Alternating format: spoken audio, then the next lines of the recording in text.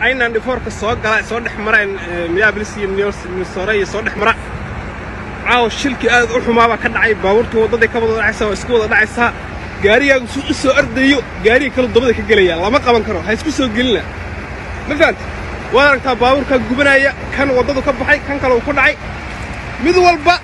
mid walba markuu kii kala imaado break ma qaban karo kii kala dabada ka galaya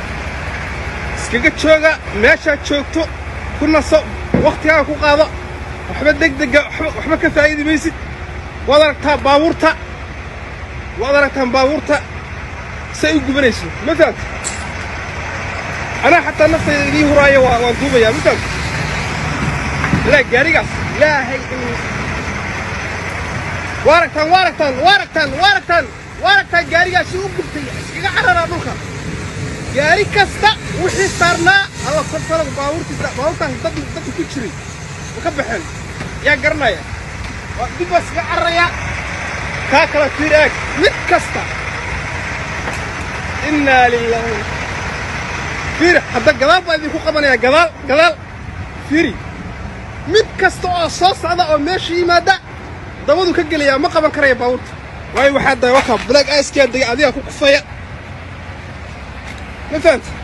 iskaga jooga meesha isku imaanina annaga ilaahay ka ugu dambeeyo wadada ka yara baxnay midaan dabada ka yara dhacnay wadada ka saarnay doogaas oo kale annagu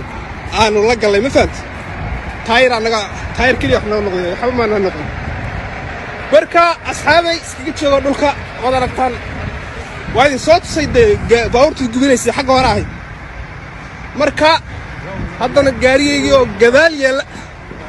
waan ku noqonayaa meesha waxaa ka dhacay black ice break lama qaban karaayo waa lagu baaba'ayaa iskaga jooga